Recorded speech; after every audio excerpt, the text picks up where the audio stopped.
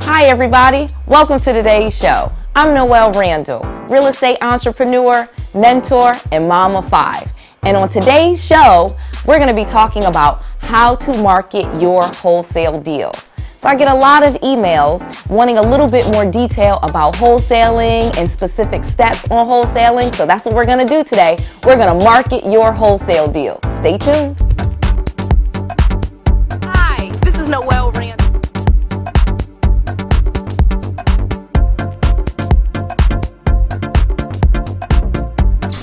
More great news for real estate investors. How would you like to be a boss? I'm going to show you how.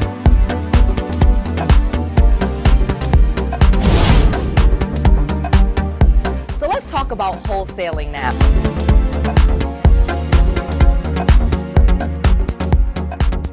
Hey everybody, welcome to today's show. We're back. We're going to be talking about how to market your wholesale deal. So there's basically 3 steps when you're marketing a wholesale deal. And we're going to go over that today, and I'm going to teach you step by step and give you some real detail so that you know exactly what to do when you get a deal. So there's basically 3 steps when you're marketing your wholesale deal. But before we get there, I'm going to go and explain. So just for those who don't know, I'm going to explain what wholesaling is, give you a quick overview, and then we're going to talk about that one specific step, how to market your deal. So obviously, if you've been watching my videos, and there's a video where I tell you all about how to wholesale, I explain exactly what it is, but I'm going to tell you really quickly. It is when you get an off-market property, you get it under contract, then you assign or you sell that contract. So many people ask, okay, I got the contract now, what do I do? Because that's the big part. You have to market your wholesale contract so that you can get paid. That's how you get money in this business, and you just do it over and over again. So we're going to be talking about how to market that wholesale deal, and I need you to know that marketing is key to wholesaling, okay? Write that below. Remember how we do for the teaching so that you're learning. Right below in the comment section, marketing is key to wholesaling, okay? You have to market.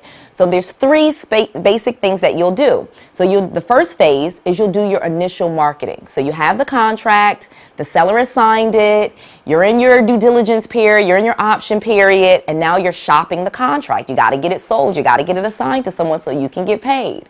And so you're going to first go and you're going to do some initial marketing, okay? And in your initial marketing, what you'll do is you'll put out some ads, or you'll put out some signs near the property. You can put out bandit signs.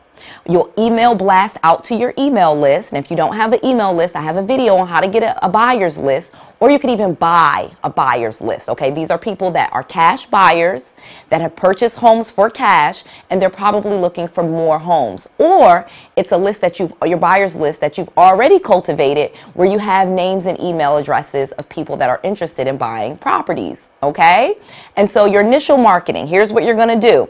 You're going to send your property to your buyer's list.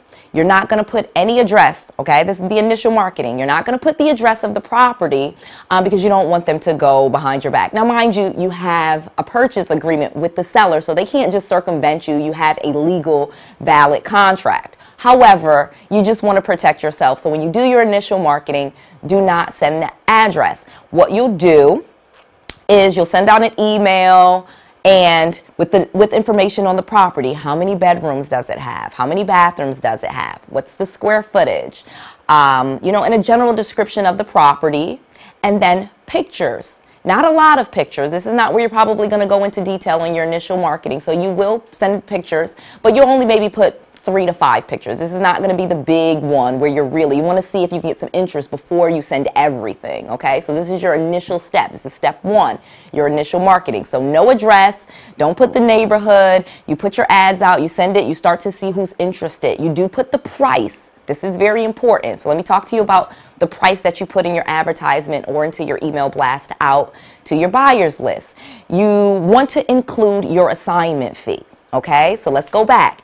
If, for example, you got the property under contract for $100,000 and you want to charge an assignment fee of $10,000, then you'll market the property with a price for $110,000. So your fee is built in to the purchase price when you're blasting it out. Okay, so hopefully you understand that. Rewind this if you need to, but you want to include your fee.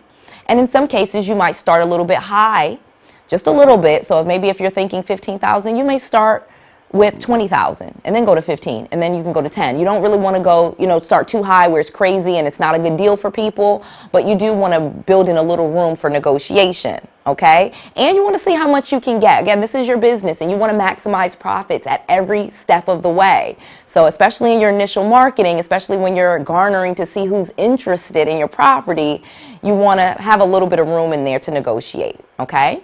And so you also want to put the estimated repairs for the property and kind of be in deep. You don't want to give too many details and go all crazy, but list out the 3 or 5 things that it needs, and then the ARV, okay, your after repair value. So the estimated repairs, what they are, just go ahead and kind of list them out really quickly. And it could just say cosmetic only. It could say kitchens and bathrooms need updating. There's lots of examples that you can go on Craigslist and kind of see some examples. I won't, make this a really long video telling you all of the things that you can put, but again, I give you a great idea of just the estimated repairs, about how much they would cost, and then the after repair value, and kind of put a little bit of information as to how you got that number, what the comparable sales in the area are. And you even might even want to put a range of what properties are selling for in the area that are already rehabbed or already in good condition. Okay?